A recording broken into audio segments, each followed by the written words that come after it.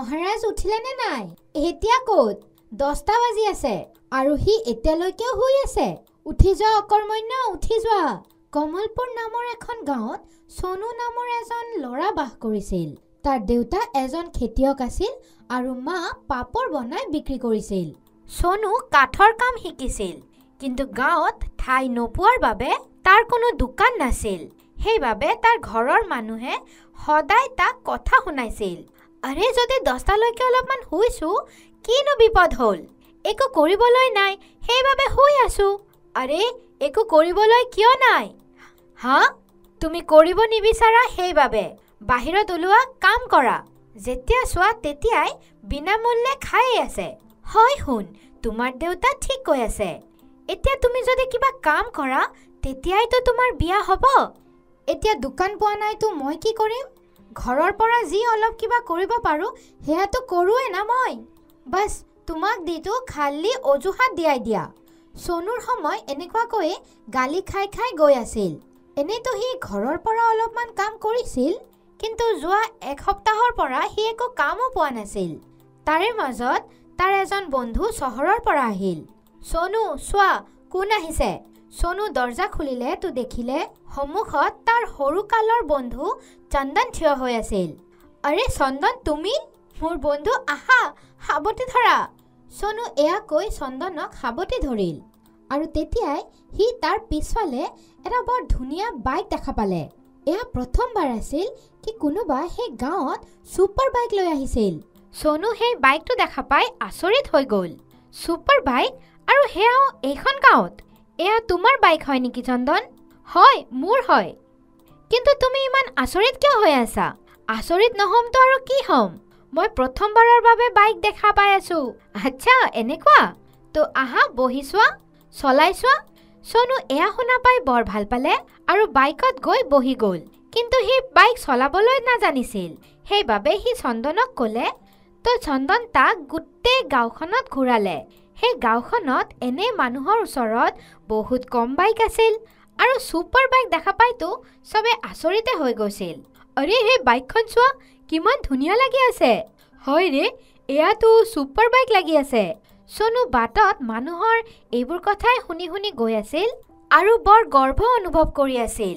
গাঁওখন ঘূৰাই চন্দন তাক তাৰ ঘৰলৈ লৈ আহিল আৰু তাৰে পিছত নিজৰ ঘৰলৈ গুচি গ'ল। চন্দন যোৱাৰ পিছত সোনু ভাবিব ধৰিল, চন্দনৰ বাইকখন কিমান ধুনীয়া লাগি আছিল। যদি মোৰ ওচৰতো এনেকুৱাই বাইক হ'লেহেঁতেন, কিন্তু মোৰ ওচৰতো ইমান পইচাই নাই কি মই এনেকুৱা বাইক কিনিব পাৰোঁ। এয়া ভাবি তাৰ মন অলপমান বেয়া হ'ল। কিন্তু তাৰ মূৰত এখন আইডিয়া আহিল। আৰে মইতো কাঠৰ কাম জানো, তো কিয় নহয় মই কাঠেদি বাইক বনাই লওঁ। হয়, এয়াই ভাল হ'ব। হয়, সেয়াই ভাল হ'ব। মই কাঠেৰে বাইক বনাই লওঁ। সোনু পিছদিনাৰ পৰাই কাঠেদি বাইক বনোৱা আৰম্ভ কৰি দিলে। সি বৰ মনোযোগেৰে কাম কৰি আছিল। তাক কাম কৰি থকা দেখা পাই তাৰ দেউতাই ক'লে, আৰে এয়া কি বনাই আছা তুমি? বাইক বনাই আছো। এয়া কোনে বনাবলৈ দিছে? কোনেও বনোৱা নাই, মই নিজৰ বাবে বনাই আছো। হে ভগৱান, মোৰ লাগি আছে তোমাৰ মূৰটো বেয়া হৈ গৈছে। সোনু নিজৰ দেউতাৰ কথাৰ ওপৰত লক্ষ্য নিদিলে আৰু বাইক বনাই থাকিল। 2 দিনৰ অনবৰত চেষ্টাৰ পিছত বাইকখন ৰেডি হৈ গ'ল। তাৰপিছত সি সেই বাইকখনক লৈ গাঁৱত ওলালে আৰু গোটেই গাঁওখন ঘূৰিলে। মানুহে তাৰ কাঠৰ বাইক দেখা পাই আচৰিত হৈ গ'ল। এয়া আজিকালি আমাৰ গাঁৱত কি হৈ আছে? কেইদিনমান আগত ছুপাৰ বাইক দেখিবলৈ পাইছিলোঁ আৰু আজি এয়া কাঠৰ বাইক? হয় ভাই, জানো কি হৈ আছে। এয়া মই নিজে মোৰ হাতেৰে বনাইছোঁ। চোৱা চোৱা। সোনুৰ নিজৰ ওপৰত বৰ গৰ্ব অনুভৱ হৈ আছিল। সি গোটেই গাঁওখন ঘূৰি নিজৰ ঘৰলৈ আহি গ'ল। কিন্তু ঘৰত আহি সি ভাবিলে, মই বাইকটো বনাই ল'লোঁ, মোৰ ভালো লাগি আছে। কিন্তু কথাটোতো তাতেই আহি গ'ল কি মই কোনো কাম কৰা নাই। মই একো বুজি পোৱা নাই কি মই কি কৰিম। তেতিয়াই তাৰ মায়ে ক'লে, আৰে এতিয়া তোমাৰ বাইকটো ৰেডি হৈ গৈছে, তো মোৰ এই পাপৰবোৰ বিক্ৰী কৰি আহা। কিবাটো কৰা মোৰ বাবে।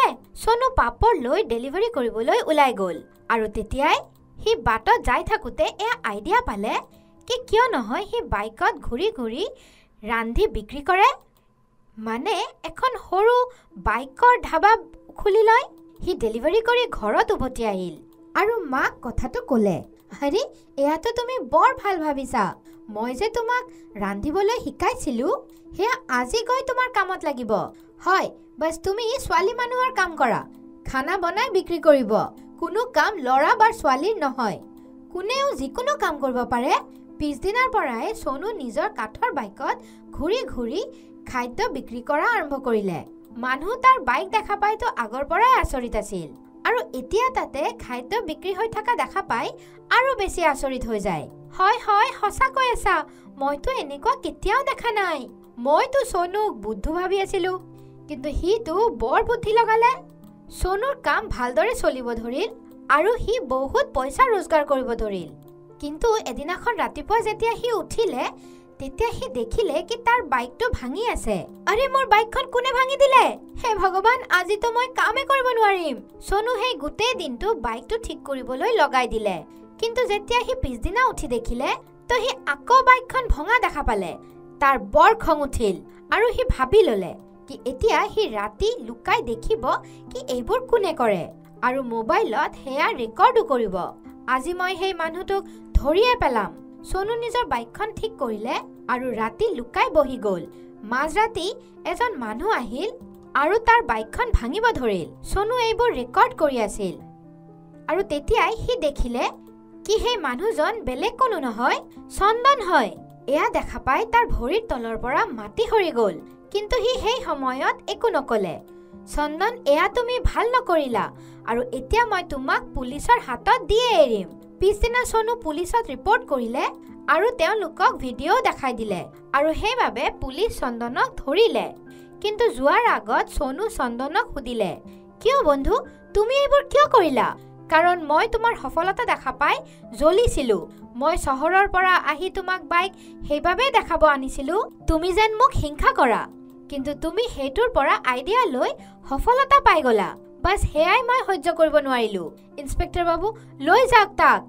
সোনুৰ অলপমান দুখটো লাগিল, কিন্তু সি এইটোৰ শান্তিও পালে কি এজন বেয়া বন্ধু তাৰ জীৱনৰ পৰা গুচি গ'ল আৰু এতিয়া সি নিজৰ জীৱন কাঠৰ বাইকৰ লগত ভালে ভালে কটাই আছিল।